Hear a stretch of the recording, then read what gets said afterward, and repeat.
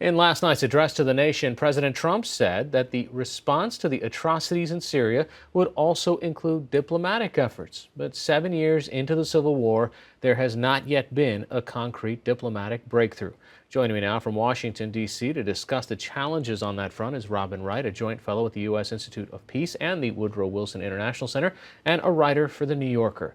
The president made it a point of saying that this would be the combined American, British, and French response to these atrocities will integrate all instruments of our national power, military, economic, and diplomatic. What kind of leverage do we have left in Syria?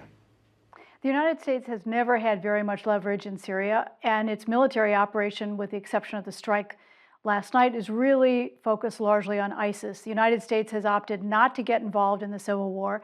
It has been a player in trying to mobilize the international community through the United Nations on the diplomatic front, but the two different efforts since 2012 have so far led no place. There have been the talks sponsored by the United Nations, held in Geneva, in several different rounds, but the fact is that the opposition and the Syrian government have often refused to even sit in the same room together.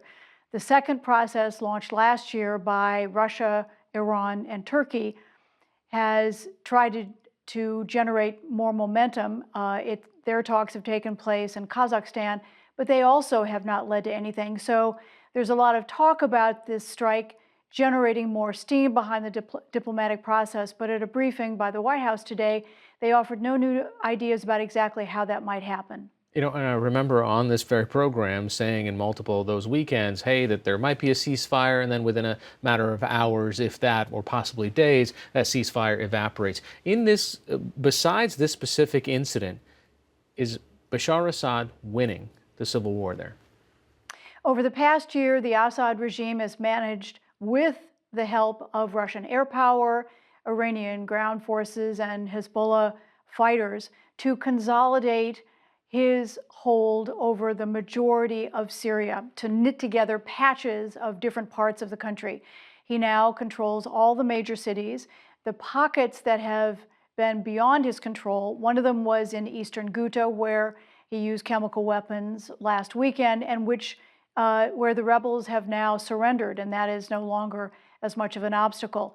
Then there's the Al-Qaeda operatives, the Islamist groups up in the northwest.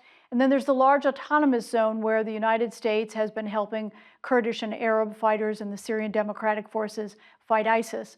But the fact is that Assad is, at this point, winning the war. And the reality is that the military strike will not change that.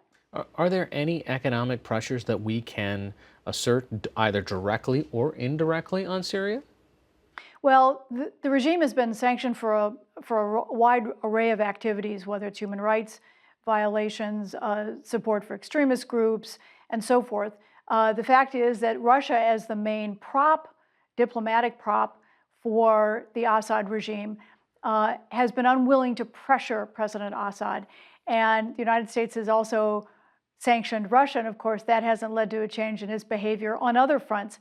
So there's a real problem of how do you change this terrible stalemate on the ground that has so far in a war killed something like 500,000 people, that has led to the displacement over half of the country's 23 million people, and has led the majority to be dependent on international aid for their daily bread. And short of this particular response, it's gone relatively unchecked, meaning that there hasn't been any military aggression from an outside force based on any of the actions that Bashar Assad has been taking. That's right. And in the years since the United States last struck in Syria, again because of chemical weapons, the regime has repeatedly used chemical weapons, the White House admitted today. And the fact is the military strike did not eliminate the entire range of facilities, chemical stockpiles, command posts used for chemical weapons in Syria. They did strike 3 important sites, but not all of them. And so Assad continued to use chemical weapons. And short of some kind of foreign invasion, with an extraordinary hundreds of thousands of troops, it's very unlikely that the military balance of power inside Syria will change very much. All right, Robin Wright, thanks so much. Thank you.